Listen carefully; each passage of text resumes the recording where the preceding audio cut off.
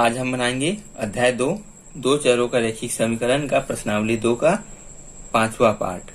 ठीक है, ये प्रश्नावली कुछ ज्यादा लंबा हो गया, क्वेश्चन कुछ लंबे लंबे थे, इसकी वजह से आज हम इसको खत्म करते हैं। ठीक है, आते हैं 12वां क्वेश्चन में। क्या बोला है? दो स्थानों ए और बी की दूरी 70 किमी है। दो स्थान है ए और बी जिसकी दूरी है 70 किमी। दो कारें ए व बी से चलना प्रारंभ करती है। दो कार है जो एक कार ए से और दूसरी कार बी से चलना प्रारंभ करती है। यदि वे एक दिशा में चलती है, दोनों कार अगर एक ही दिशा में चलती है तो तब 7 घंटे बाद एक दूसरे से मिलती है। दोनों कार जब एक दिशा में चलेगी तब एक दूसरे पे 7 घंटे बाद मिलती है, और यदि वे एक दूसरे की ओर चलती है तब 1 घंटे बाद मिलती है। जब दोनों कार ए और बी दोनों एक ही दिशा में चलेगी, दोनों कार, तब 1 घंटे बाद वो कारें एक दूसरे पर मिलेगी। ठीक, अब क्या बोला है? कारों की चाल ज्ञात कीजिए। हमको क्या ज्ञात करना है? कार की चाल जो है वो ज्ञात करना है। तो हम मान लेते हैं, सबसे पहले क्या मानेंगे? कारों की चाल को पूछा है तो चाल ही मानेंगे हम लोग। तो लिखेंगे माना पहली कार। ठीक है, पहली कार जो स्थान ए पर है। ठीक है, इसको हम ब्रैकेट में लिख लेते हैं। पहली कार जो स्थान ए पर है, पहली कार की चाल। दोनों कारों की चाल पूछे हैं तो हमने मान लिया पहली कार की चाल क्या है? x किमी प्रति घंटा। ठीक है, ये हमारा पहली कार की चाल है। अब दूसरी कार की चाल, दूसरी कार जो स्थान बी पर है।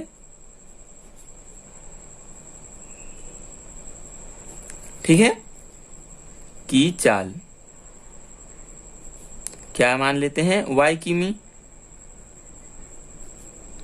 प्रति घंटा।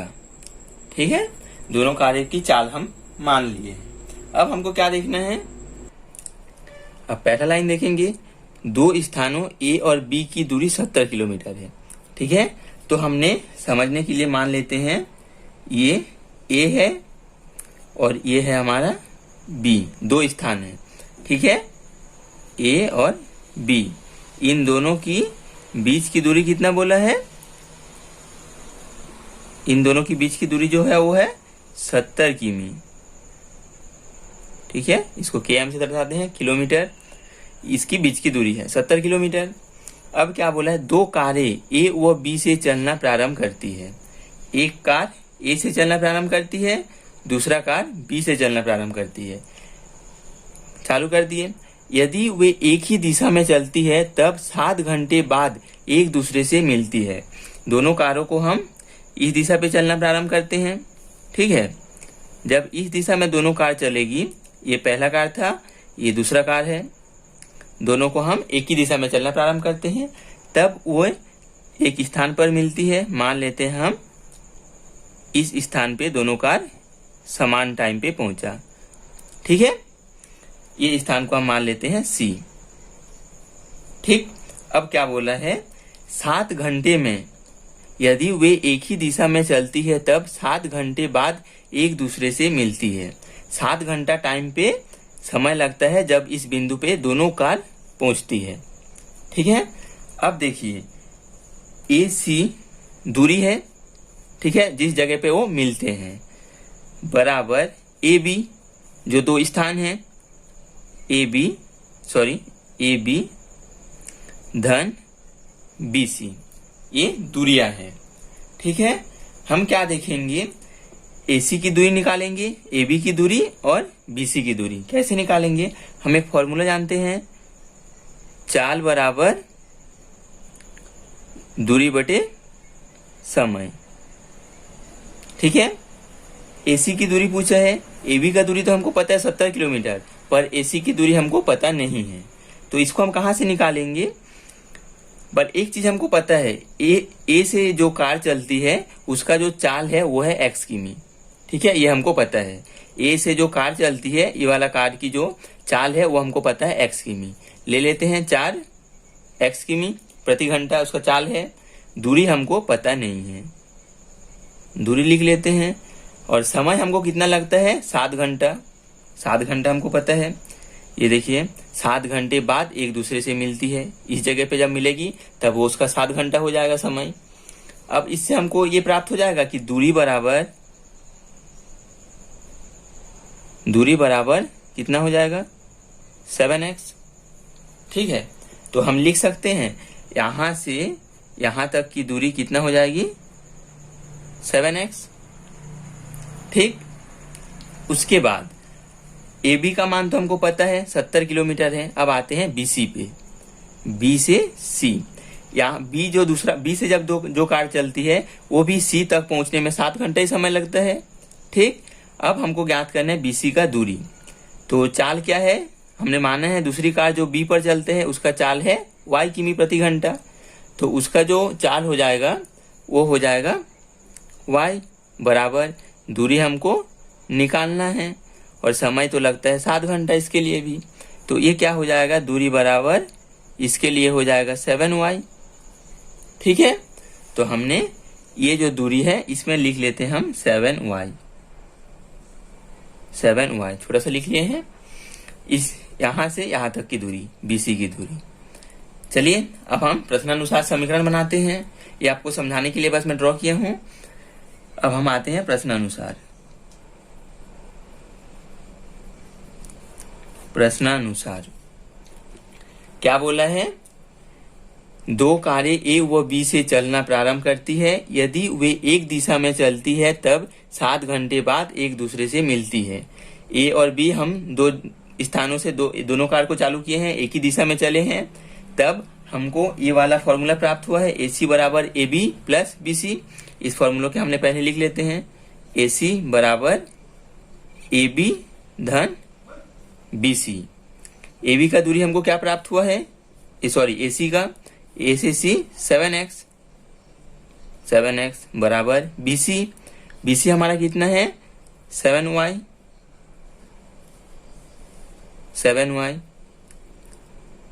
सॉरी AB बोला है, AB का मान हमको 70 है।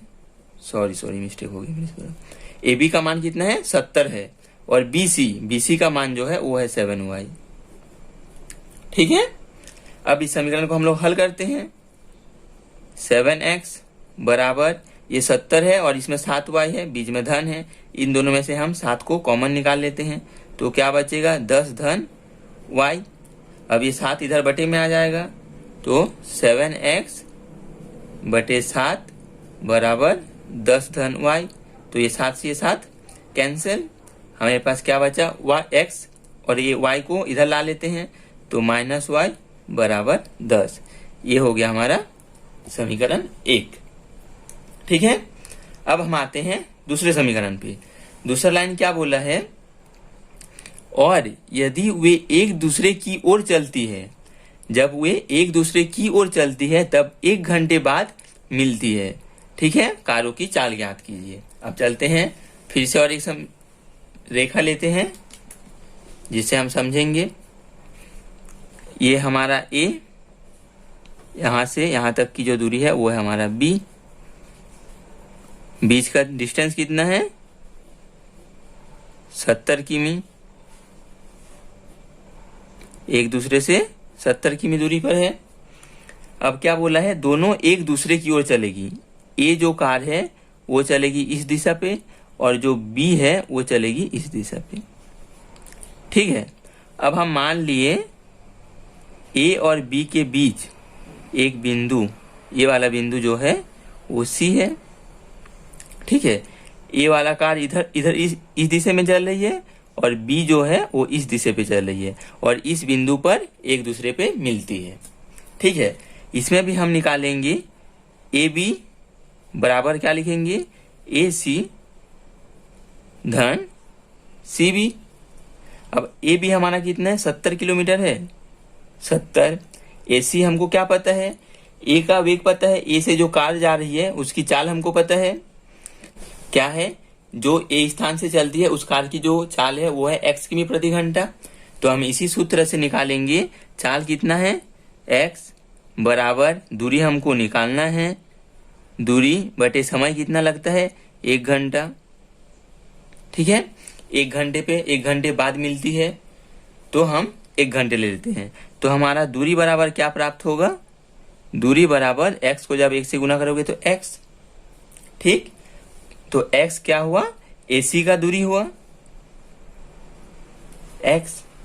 ठीक, अब धन CB, C और B इसका दूरी निकालना है। तो इसका जो B वाले कार, B से जो कार चलती है उस कार की जो चाल है वो है y किमी प्रति घंटा। तो हम रखते हैं y, चाल की जगह y बराबर दूरी हमको निकालना है बटे समय, इसमें भी 1 घंटा लगता है। तो दूरी बराबर क्या प्राप्त हो जाएगा, y। तो CB जो दूरी आएगा वो आएगा हमारा y।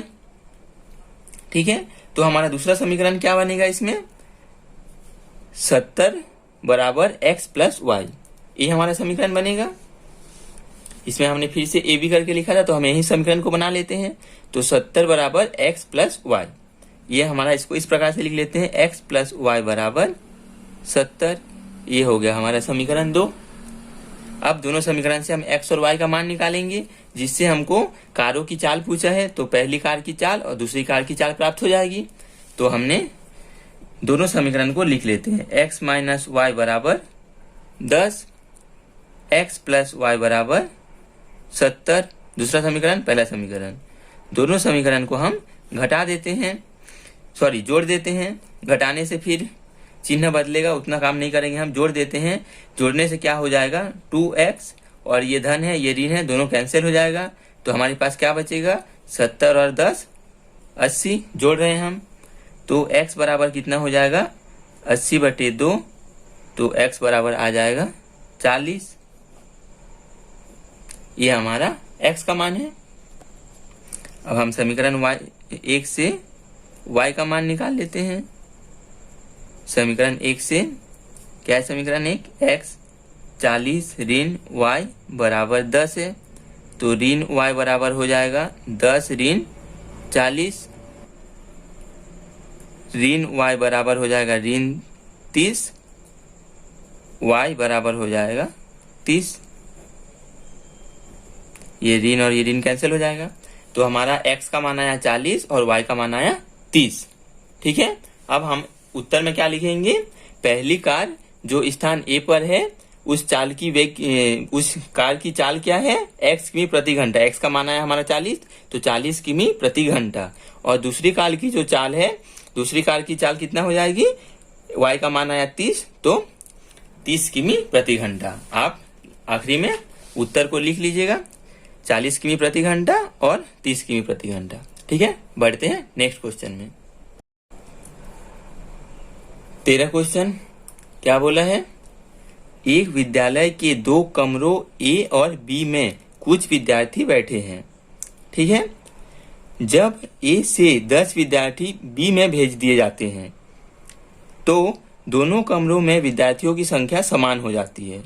और जब 20 विद्यार्थी B से A में भेज दिए जाते हैं तब A के विद्यार्थियों की संख्या B से दुगुनी हो जाती है। प्रत्येक कमरे के विद्यार्थियों की संख्या ज्ञात कीजिए। तो हमने सबसे पहले समझ लेते हैं। मान लीजिए ये एक कमरा है,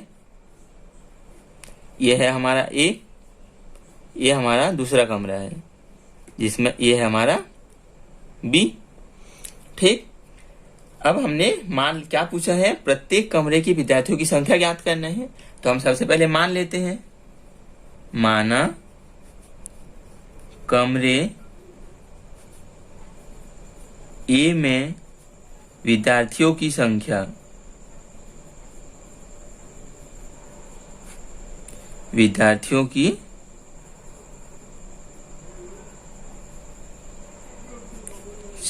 x है। ठीक है, उसी प्रकार से कमरे B में विद्यार्थियों की संख्या कितना है, y है। ये दोनों हमने मान लिया है सबसे पहले। तो ए में विद्यार्थियों की संख्या मान लेते हैं x है और बी में y है। ये है हमारा विद्यार्थियों की संख्या। अब आगे चलते हैं। क्या बोला है, जब ए से 10 विद्यार्थी बी में भेज दिए जाते हैं। ठीक है, प्रश्नानुसार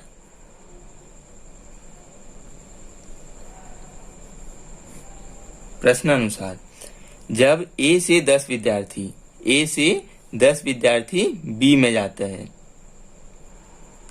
ठीक है, 10 विद्यार्थी बी में जाता है, तब क्या होता है, विद्यार्थी बी में भेज दिए जाते हैं तो दोनों कमरों में विद्यार्थियों की संख्या समान हो जाती है। ठीक है, ए से हमने 10 विद्यार्थी को बी में भेज दिए हैं, तो ए में हमारा पहले संख्या कितना था, x था, तो उसमें से 10 भेज दिए, मतलब x माइनस 10 हो जाएगा। तो हमने लिख लेते हैं x माइनस 10, ये ए के विद्यार्थियों की संख्या है, बराबर बी में कितना हो गया, पहले से हमारा y था, 10 विद्यार्थी फिर आ गए, तो हमारा कितना हो जाएगा, y प्लस 10। फिर बोला है कि जब 10 विद्यार्थी भेज देते हैं तो दोनों कमरों की विद्यार्थियों की संख्या समान हो जाता है, तो हमने दोनों कमरे की जो विद्यार्थी थे उनको बराबर में लिख लिए हैं। अब इसको थोड़ा सॉल्व कर लेते हैं। x माइनस y को इधर ला लेते हैं, बराबर ये माइनस है उधर जाके प्लस हो जाएगा, तो 10 और 10 हो जाएगा 20, समीकरण 1। ठीक है, अब आते हैं दूसरे पे। दूसरा लाइन में क्या बोला है,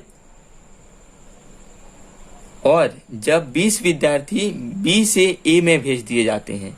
अब आते हैं हम दूसरे कंडीशन पे, जब हमारा बी से विद्यार्थी भेजा जाता है, किधर, ए में, कितना विद्यार्थी, 20 विद्यार्थी। ठीक है, बी से ए पे चले गए, तो हमारा ए का जो विद्यार्थियों की संख्या कितनी हो जाएगी, पहले हमारा x था, अब 20 और गया, तो हमारा x प्लस 20 हो जाएगा, बराबर b की विद्यार्थियों की संख्या कितनी हो जाएगी, पहले y था, 20 विद्यार्थी चले गए, तो हो जाएगा y माइनस 20। ये हमारा विद्यार्थियों की संख्या हो गया। अब हमारा कंडीशन क्या बोला है, 20 विद्यार्थी बी से ए में भेज दिए जाते हैं, तब ए के विद्यार्थियों की संख्या, ए की विद्यार्थियों की संख्या बी से दुगुनी हो जाती है। ठीक है, ये हमारा बी की विद्यार्थियों की संख्या है, ए की जो विद्यार्थियों की संख्या है वो बी की विद्यार्थियों की संख्या के दुगुनी हो जाती है। ठीक, आपको समझ में आया यहां तक। अब क्या करना है, इसको थोड़ा सॉल्व कर लेते हैं। x प्लस 20 बराबर हो जाएगा 2y माइनस 40, 20 दूनी 40। अब x, ये 2y को इधर ला लेते हैं, माइनस 2y बराबर, ये धन में है, इधर आके ऋण में हो जाएगा, तो ऋण 40 पहले से है और ऋण 20 हो जाएगा, तो हमारा क्या हो जाएगा, x माइनस 2y बराबर ऋण 60। ये हो गया हमारा दूसरा समीकरण। अब पहला समीकरण और दूसरा समीकरण को हल करके x और y का मान ज्ञात कर लेते हैं। तो हमारा पहला समीकरण क्या है, x ऋण y बराबर 20, और दूसरा समीकरण है x ऋण 2y बराबर ऋण 60। समीकरण 1, समीकरण 2। अब देखिए हमको इसमें घटाना पड़ेगा, हम इसमें जोड़ नहीं सकते, क्योंकि जब जोड़ेंगे तो y भी माइनस है, ये भी माइनस है, तो दोनों जुड़ जाएगा। तो इसमें भी प्लस प्लस है, इसमें माइनस माइनस है, तो दोनों जुड़ जाएगा, तो हम इसमें घटाना पड़ेगा। तो घटाएंगे तो नीचे वाला माइनस हो जाएगा, और ये माइनस है तो ये प्लस हो जाएगा, ये माइनस है तो ये प्लस हो जाएगा। ठीक है, तो x प्लस है, ये माइनस है, दोनों कैंसिल हो जाएगा, और ये है प्लस, ये है माइनस, तो दोनों घट जाएगा। तो एक y में से 2y माइनस, ये प्लस में है, ये माइनस में है, तो घटाएंगे तो हमारा धन y आएगा, बराबर दोनों धन में है तो दोनों जुड़ जाएगा। तो y का मान हमारा कितना प्राप्त हो गया है, 80। अब निकालते हैं हम x की मान। समीकरण 1 क्या है, समीकरण 1 से x minus y, x minus y की जगह रखेंगे हम 80 बराबर 20 है, तो x बराबर क्या हो जाएगा, ऋणात्मक है, उधर जाके धनात्मक हो जाएगा, 20 धन 80, तो x का मान हमको क्या प्राप्त होगा, x बराबर आएगा 100। ठीक है, हमारा क्वेश्चन पे क्या पूछा था, प्रत्येक कमरे के विद्यार्थियों की संख्या ज्ञात कीजिए। तो हमारा कमरे ए की विद्यार्थियों की संख्या कितनी है, x मतलब 100 है, और कमरे बी की विद्यार्थियों की संख्या y मतलब कितना है 80। उत्तर लिख लीजिए, कमरे ए में विद्यार्थियों की संख्या 100 है और कमरे बी में विद्यार्थियों की संख्या कितनी है, 80 है। बढ़ते हैं नेक्स्ट क्वेश्चन में। अगला क्वेश्चन है, जब किसी आयत की लंबाई में 5 इकाई की कमी तथा चौड़ाई में 2 इकाई की वृद्धि कर दी जाती है, तब उसका क्षेत्रफल 80 वर्ग इकाई कम हो जाता है। जब उसकी लंबाई में 10 इकाई की वृद्धि और चौड़ाई में 5 इकाई की कमी कर दी जाती है, तब आयत की क्षेत्रफल 50 वर्ग इकाई बढ़ जाती है। आयत की लंबाई और चौड़ाई ज्ञात कीजिए। तो हमने मान लिया है, माना आयत की लंबाई x इकाई है तथा आयत की चौड़ाई y इकाई है, दोनों हमने मान लिया है। तब हमारा क्षेत्रफल क्या आएगा, तब क्षेत्रफल बराबर क्या होता है, लंबाई गुणित चौड़ाई। ठीक है, हमारा लंबाई क्या है, x है, और चौड़ाई क्या है, y है, गुना y। तब हमारा क्षेत्रफल क्या आया, xy वर्ग इकाई। ठीक है, ये हमारा जो माने थे उसके हिसाब से। अब आते हैं हम क्वेश्चन पे, प्रश्नानुसार।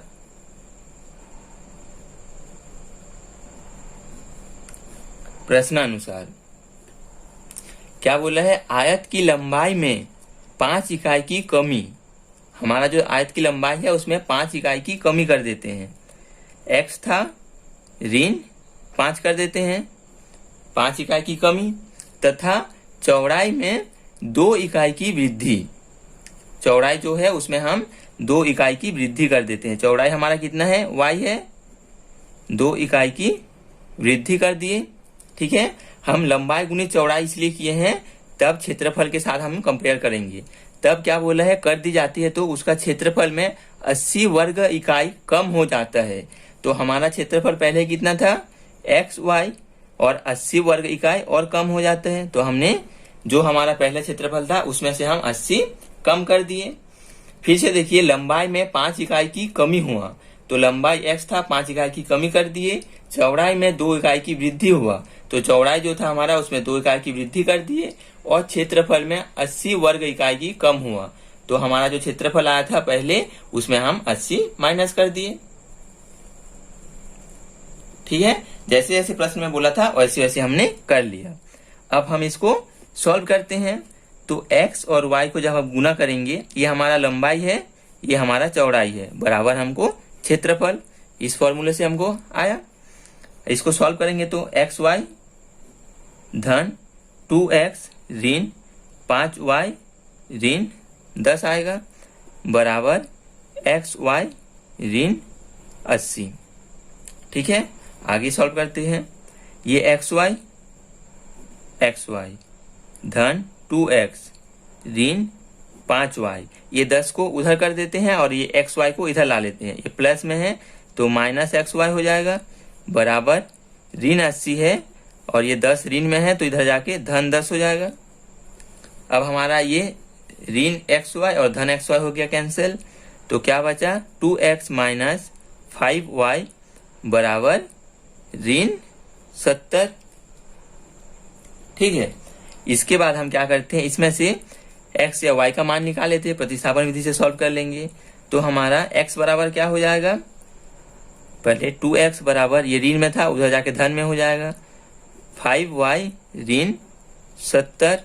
तो x बराबर हो जाएगा 5y ऋण 70 बटे 2 गुना में है तो ये बटे में हो जाएगा। ये हो गया हमारा समीकरण 1। ठीक है, अब हम आते हैं दूसरे लाइन पे। दूसरे लाइन पे क्या बोला है, जब उसकी लंबाई में 10 इकाई की वृद्धि, लंबाई कितना है, x इकाई है, उसमें हम 10 इकाई की वृद्धि करेंगे। ठीक है, तो हम क्या लिखेंगे, x प्लस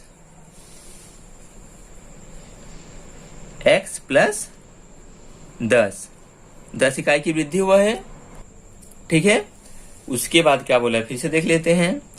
चौड़ाई में 5 इकाई की कमी हुआ है। हमारा चौड़ाई y है, उसमें 5 इकाई की कमी हुआ है। तो चलिए हम 5 इकाई की कमी कर देते हैं y में। ये हो गया।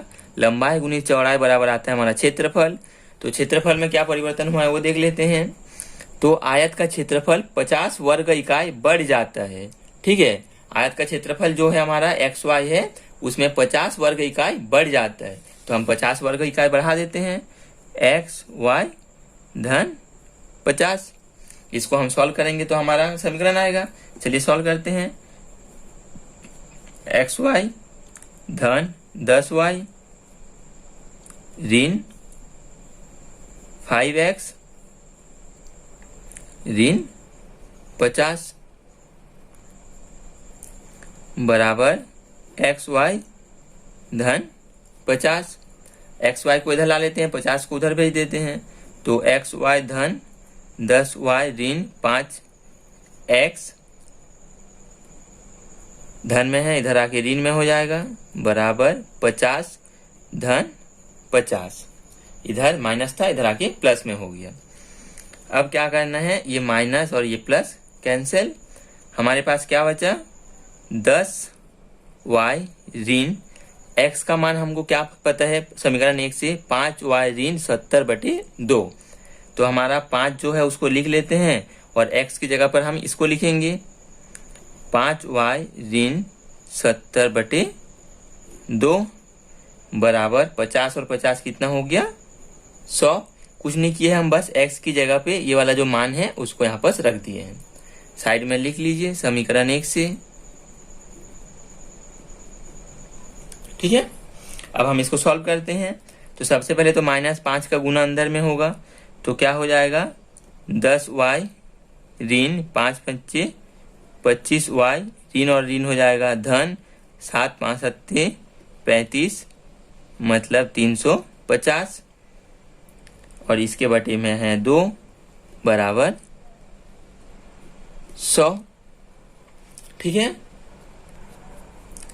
आगे सॉल्व करते हैं। ये 10y है, इसका 2 से गुना हो जाएगा, तो हो जाएगा हमारा कितना, 20y। ठीक है, माइनस 25y धन 350 पूरे के बटे में अब हो जाएगा हमारा 2 बराबर 100। अब 2 का गुना इधर कर लेते हैं, तो 20y ऋण 20y है और इसमें 25y है, तो हमारे पास क्या बचेगा, ऋण 5y। ठीक है, धन 350 बराबर 200। 2 का इधर गुना हो गया। अब इसके बाद 350 को उधर भेज देते हैं, तो ऋण 5y बराबर, ये इधर आ जाएगा तो माइनस में हो जाएगा, 200 माइनस 350 माइनस 5y बराबर कितना होगा, माइनस में होगा 150। ये माइनस कैंसिल, तो y बराबर हमारे पास क्या हो जाएगा, 150/5। 5 से काटेंगे तो 5 तिया 15, तो y बराबर 30। ये आ गया हमारा y का मान। अब निकालते हैं समीकरण 1 से x का मान। समीकरण 1 हमारा क्या है, समीकरण 1 x बराबर 5y ऋण 70/2। ये हमारा समीकरण 1 से है, तो लिख दीजिए समीकरण 1 से।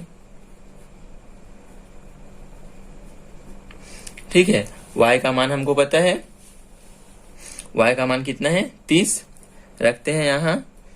x बराबर 5 गुना 30 ऋण 70/2। x बराबर हो जाएगा 5 तिया 15, 150 ऋण 70/2। x बराबर 150 में से 70 को घटाएंगे तो कितना आएगा, 80/2। तो हमारा x बराबर कितना होगा, 2 चौक 8, 0, 2 एकम 2, तो 40। ये आया हमारा x का मान। अब हमने किसको क्या माने थे देख लेते हैं। माना था आयत की जो लंबाई था वो कितना है, x इकाई, और चौड़ाई y इकाई। तो हमारा x और y का मान क्या आया, y का मान आया 30 और x का मान आया 40। तो हमारा जो लंबाई था वो कितना है, x है, और चौड़ाई 30 है। तो आंसर में लिखेंगे हमारा, चलिए पूरा लिख लेता हूँ, लंबाई बराबर 40 इकाई और चौड़ाई बराबर 30 इकाई। ठीक है, ये हो गया हमारा आंसर। तो चलिए आज हो गया खत्म ये प्रश्नावली। मिलते हैं नेक्स्ट प्रश्नावली में।